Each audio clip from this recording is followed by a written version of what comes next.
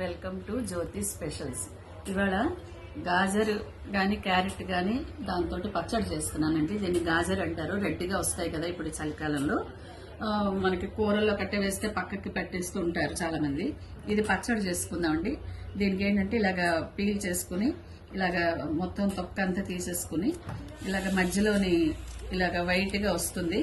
అది మనం తీసేయాలి. అరగదంటారు, వేయొద్దంటారు. అందుకని ఇలా తీసేసుకుని సన్నంగా కట్ చేసుకోవాలి.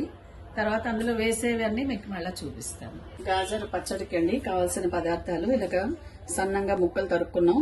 తొక్కు తీసేసి పొట్టంతా అలాగా. దానికి టమాటాలు, కొంచెం చింతపండు, వెల్లుల్లిపాయలు, కరివేపాకు, పచ్చిమిరపకాయలు ఇవన్నీ వేయించుకోవాలి. మినప్పప్పు, జీలకర్ర, ఆవాలు పోపుకండి. ఇందులో కూడా కొంచెం శనగపప్పు, మినపప్పు, మెంతులు ఇవి వేయించుకుని చూపిస్తాను. పోపు తీసేసుకుందామండి.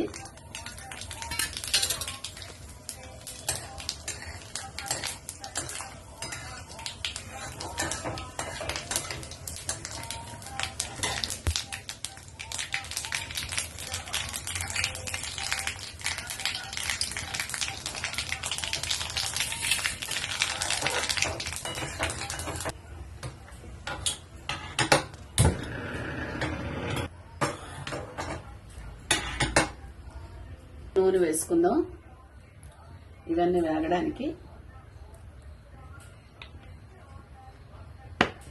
ప్రస్తుతానికైతే నేను నువ్వుల నూనె వాడుతున్నానండి.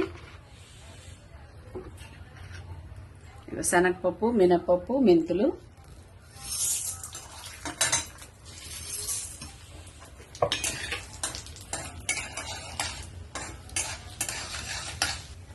వేసుకుందాం.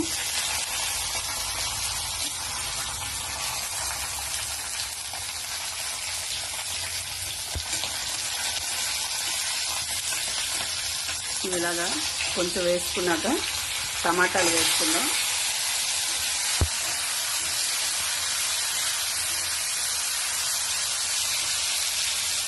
కరివేపాకు కూడా నేను వేసి ఇప్పుడు ఇలాగ టమాటాలు, అందులోనే చింతపండు కూడా వేస్తానండి టమాటాలతో పాటు మగ్గిపోతుందని. ఇలాగ క్యారెట్ ముక్కలు వేసుకున్నాం. క్యారెట్ ముక్కలు, వెల్లుల్లిపాయలు అన్నీ కలిపి వేసేసుకున్నాను. దీనికి ఏంటంటే ఎక్కువగా నేను ఇలాగ కొత్తిమీర వేసుకుంటానండి. బాగా కడిగి శుభ్రపరుచుకున్నాను.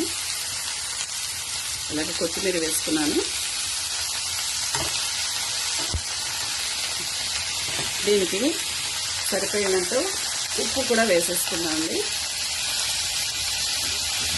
ఉప్పు కొంచెం తక్కువ పడుతుంది. క్యారెట్ తీయగా ఉంటుంది కదా, తక్కువ పడుతుంది, కమ్మగా ఉంటుంది.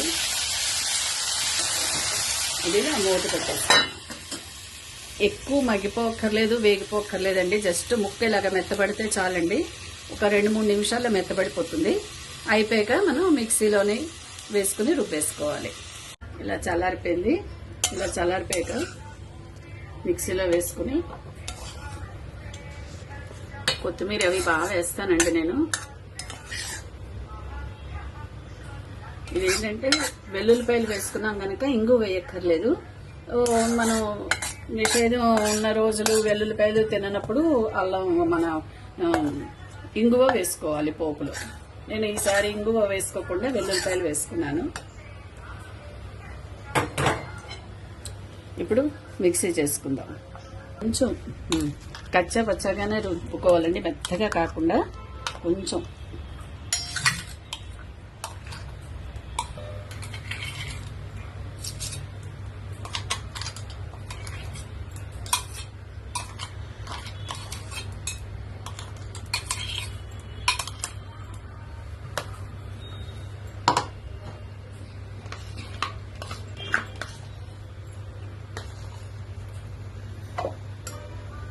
మనం ఇది పోపు తీసుకున్నాం కదండి.